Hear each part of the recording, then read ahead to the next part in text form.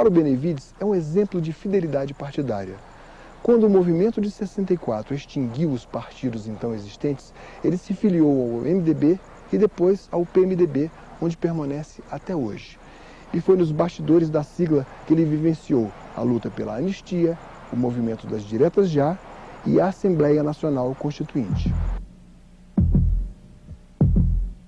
O governo Geisel havia enviado uma proposta ao Congresso Nacional de reforma do Judiciário. Certo. O MDB se reuniu no auditório Nereu Ramos. Isso.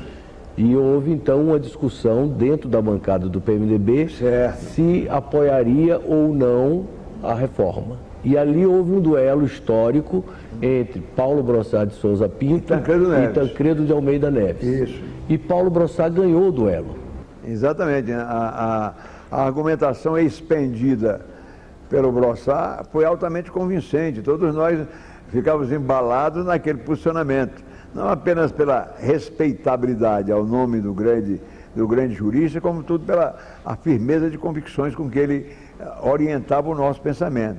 Por sua vez, o saudoso Tancredo, com experiência e tirocínio exemplares, ele procurou nos advertir de que uma posição nossa, contrária à proposição presidencial, agravaria o quadro político institucional que começava realmente a dar sinais de que iria positivar-se. A bancada rejeitou a reforma. Rejeitou a reforma. E aí veio o recesso. O recesso por 20 dias, 20 e poucos dias foi o recesso do Congresso. Foi um espaço de tempo diminuto, mas mesmo assim, durante esse interregno, houve uma reação veemente. E o Petrônio era praticamente o São Sebastião, que recebia todas as flechadas dos companheiros e sempre acenava com a expectativa de que a normalização estava muito próxima. Mas o assodamento veio por parte do regime militar, que com o Congresso fechado decretou o pacote de abril. Como parte do pacote de abril, o governo alterou as regras para a eleição de 1978. Cada estado elegeria um senador por via indireta, na renovação de 2/3 das cadeiras, mediante votação de um colégio eleitoral. Dos 22 senadores escolhidos assim, a Arena elegeu 21, impedindo que se repetisse a vitória do MDB, como ocorreu em 1974. Não me lembro que criavam os biônicos. Essa bionicidade foi que centralizou a reação mais veemente de todos os segmentos mais conscientizados da sociedade civil organizada. Não apenas dos partidos, nós aqui nas tribunas e tal, naquela época, a veemência mesmo existente não era assim tão cáustica como se pretendia exteriorizar naquele momento. Aí entramos naquela fase das campanhas históricas pela anistia e pelas diretas já. Isso. Queria que o senhor lembrasse. Me lembro, sim. Nós então continuamos a luta, fizemos tudo que era possível para restabelecer as eleições diretas, fizemos aquele monumental comício do Vale do Anhangabaú, em São Paulo, com 1 milhão de pessoas, com a presença de Montoro, que era o governador do estado de São Paulo, de Sarney presente também, fez um bom pronunciamento naquele momento, um grande pronunciamento naquele momento, Tancredo Neves também, enfim, eu me lembro bem daquela imagem do nosso saudoso Teotônio Vilela, jogando o pombo da paz, num gesto de concórdia, de entendimento e tal, porque essa era a vocação do próprio povo brasileiro. Mas aí o Tancredo se dispôs a enfrentar a mesma eleição indireta e muitos companheiros nossos não queriam que nenhum nome nosso surgisse naquela competição, mas aí os fatos são mais recentes e o nosso Tancredo se elegeu pelo voto indireto, chefe da nação brasileira. E a anistia? Sim? Como o senhor lembra da discussão da anistia, a chamada palavra-chave? Era uma anistia ampla, geral e restrita, era esse o slogan da campanha. E depois de alguns meses, eu recordo que eu estava ia participar de uma reunião da ONU como senador.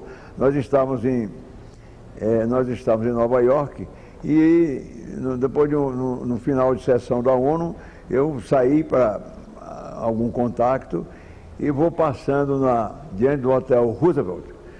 E aí eu sou aquela voz com tonalidade gaúcha caracterizada. Ei, senador Benevides, senador. Era o Leonel Brizola, com aquele seu traje característico, na porta do Hotel Roosevelt, transmitindo a mim, que estava há 4 ou 5 dias em Nova York, notícias super atualizadas aqui do país. Eu não sei como é que ele se comunicava de Nova York, do hotel onde ele estava, com aquelas fontes de informação aqui. Estava rigorosamente atualizado com tudo que ocorria no Brasil naquele momento. Tanto assim que, afastados 5 dias, nós não sabíamos exatamente, naquele instante, os fatos ocorrentes aqui no país. Mas aí, se você se reporta a palavra anistia, foi a grande campanha que se fez no país. Em todos os comícios, em todas as realizações, em todas as divulgações que se fazia, aquele disco, anistia ampla, geral e restrita. Todas as programações partidárias também tinham esse timbre, tinham essa marca caracterizadamente oposicionista, na busca de uma solução. Aí quando começaram a chegar a Reis e Brizola e todos os outros, então, praticamente, com isso se reacendeu o ânimo dos nossos militantes, sobretudo dos segmentos da opinião pública que se juntaram ao PMDB, ao MDB de então, e praticamente chegamos a esse 10 Linde, extremamente gratificante para aqueles que se empenharam na campanha e viram realmente prevalecer a anistia, que ainda hoje se questiona dessa ou daquela forma e tal, que tem ou não tem anistia, não é para os dois grupos, é uma discussão que não pertence, ainda é muito presente para justificar essa retrospectiva histórica. Então, em 86, eu voltava para o Congresso Nacional, depois de passar ausente 4 anos. Naquela época, nós do PMDB que enfrentamos a eleição para governador, só dois MDBistas conseguiram se eleger. Tancredo Neves, em Minas Gerais, e Franco Montoro, em São Paulo.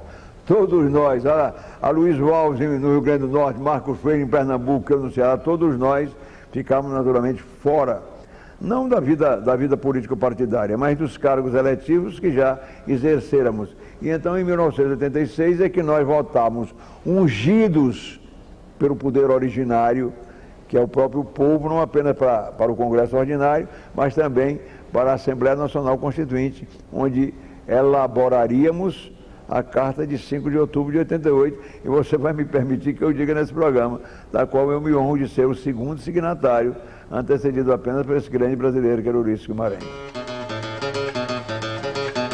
Na Assembleia Constituinte, é preciso que se lembre aí agora, nós tivemos um grande momento de dificuldade, foi quando o Centrão, liderado por Roberto Cardoso Alves, se insurgiu contra a sistemática de atuação da Constituinte, e então formalizou-se o Centro Democrático, e ele passou a fazer várias exigências, e a mais importante delas, que era a reformulação do regimento interno. Eleito que fui primeiro vice-presidente da mesa, o presidente Ulisses entendeu de confiar a mim a tarefa de elaborar aquelas modificações que significassem, sobretudo, uma satisfação à corrente do Centrão, sem cuja participação nós não teríamos numericamente condições de legitimar o trabalho da Assembleia Nacional Constituinte, exatamente por falta de quórum. Daí porque, quando eu fui incumbido de promover as articulações com vistas à reformulação do regimento, eu tive que apresentar uma flexibilização para colher algumas das inovações do Roberto Cardoso Alves, que era um homem extraordinariamente, assim, digamos, veemente, lúcido, mas desaparecia no momento das decisões. Procurava-se o saudoso Roberto Cardoso Alves, ele tinha se deslocado, na maior efervescência do debate, tinha se deslocado para Barretos, em São Paulo. Quando Ulisses Guimarães teve aquele problema de angioplastia, que passou 16 dias ausente da Constituinte. Ulisses viajou no dia de domingo, eu estava aqui em Brasília. A dona Mora me telefona no início da manhã, 8h30 da manhã, para comunicar que Ulisses tinha tido um problema cardiológico, iria se submeter a exames em São Paulo. E que eu conduzisse, ele estava dizendo para mim, através dela, que eu conduzisse o processo da Assembleia Nacional Constituinte e não deixasse de fazer reuniões da Assembleia Constituinte e desse prioridade à nova redação do regimento interno, já que tinham sido apresentados naquele momento, quando ele saiu daqui, já 12 ou 15 emendas já tinham sido apresentadas pelo grupo do Centrão. Mauro Benevides diz o que acha dos governos pós-regime militar e faz uma profissão de fé na política. Histórias Contadas volta depois do intervalo.